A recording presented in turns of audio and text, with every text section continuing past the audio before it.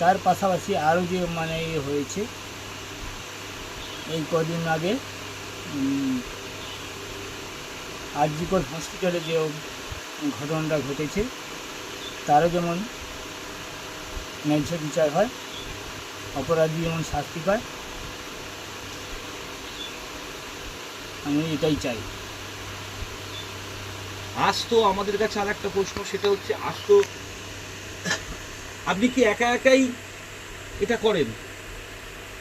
প্রথমে মানে যখন ঘটনাটা ঘটে তারপর অনেক লোক সঙ্গে ছিল, তারপরে একে একে সবাই সরে গেছে, এখন একাই মানে কম বেশি একাই আছি এখন। এই একা আমাদের কাছে যেটা অবশ্যই আপনি একা যেটা আছেন সেটা তো আপনাকে মানে শেষ বিচারে কেউ না থাকলে বাবা মাকে থাকতেই হবে, এটাই স্বাভাবিক ঘটনা।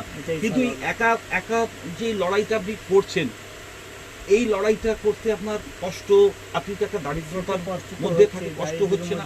কষ্ট হচ্ছে নাকি অনেক আশা নিয়েই লড়াইটা চালিয়ে যাচ্ছেন? আমি আশায় নিয়ে চালাচ্ছি যে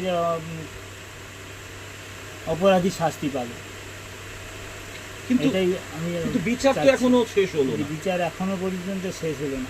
এই বিষয়ে আপনার বক্তব্য কি? মানে বিচার যাতে তাড়াতাড়ি শেষ হয় এবং ন্যায্য বিচার হয় এটাই আমি চাই, বা আরও ঘটনা যেগুলো ঘটছে সেগুলোই যেমন মানে ন্যায্য হয় এবং তাড়াতাড়ি শেষ হয়, আমি যেটাই চাইছি।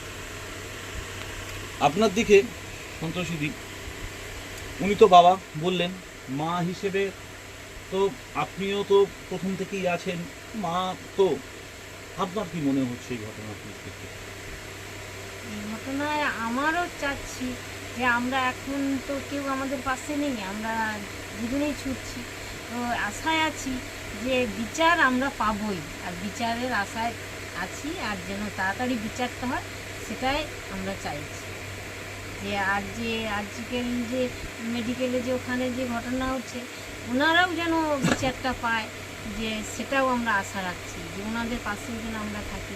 আরও যেখানে যে ঘটনা হচ্ছে তারাও যেন প্রত্যেকে যেন এই বিচারটা পায়, যে নারীদের প্রতি যে এই যে মানে ধর্ষণ কেসটা দিন দিন বাড়তে আছে, এটা যেন নিঃশেষ হয়, এটা যেন সরকার যেন সেটা যেন করে, যে এটা নারীদের প্রতি যেন যে ঘটনাটা হচ্ছে সেটা যেন না হয়, সেটা যেন নিরাপদ হয়, নারীরা যেন নিরাপদে থাকে, সেটার জন্য আমরা চাচ্ছি। যে আর আমরা এতদিন কেন ছুটতেছি যে বিচার পাবো বলে, যে বিচারটা যেন আমরা পাই।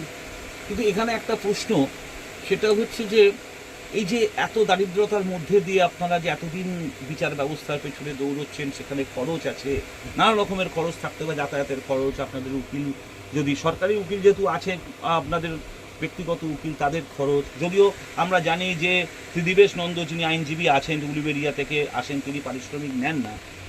তারপরেও আপনারা হায়দ্রাবাদ গেছেন, সেখান থেকে হাইকোর্টে গেছেন, নানা রকমের লড়াই করেছেন এই 6.5 বছর ধরে। কিন্তু আমরা কি চেয়েছিলেন যে বিচারটা খুব দ্রুত পাবেন? এই আশাটা ছিল, সেই জায়গায় কি আপনার আশা ভঙ্গ হয়েছে? এইটা আমাদের কাছে একটা প্রশ্ন। না, আমাদের তো আশা ছিল যে আমরা এখানে ওখানে ছুটছি যে আমরা বিচার পাবো, কিন্তু এখনও সেই আশা আছে, কিন্তু বিচার পাচ্ছি না। আমার প্রচুর দারিদ্রতার মধ্যেও আমরা ছুটছি যে আমরা বিচার পাবো, যে অপরাধী বিচার হোক, তার শাস্তি হোক, আমরা এটা চাই। যে আজকে আমার মানে মেয়ে গেছে, আমার যে কষ্ট, আরও যে মেয়ের মায়েদের কত কষ্ট হচ্ছে, সেই মায়েরাও যেন বিচার পায়, এটাই আমরা চাচ্ছি। ঠিক আছে, আপনাদের অনেক ধন্যবাদ।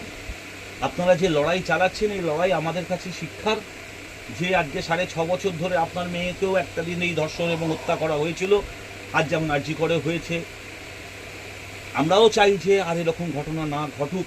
সেই জন্যেই সাধারণ মানুষ আজকে রাস্তায় নেমে এসে তারা প্রতিবাদ করছেন, আপনারাও বিচার চাইছেন, এবং আমাদেরও পূর্ণ আশা আপনারা বিচার পাবেন। এবং অবশ্যই আমরা অঙ্গীকারবদ্ধ যে প্রত্যেকটি ঘটনার সাথে আমরা থাকবো, শেষ অবধি থাকবো। আপনারা ভালো থাকবেন। আপনি কিছু বলবেন? আপনারা ভালো থাকবেন এবং আপনাদের লড়াইকে আমরা কুর্নিশ জানাই এবং সংগ্রামী অভিনন্দন জানাই।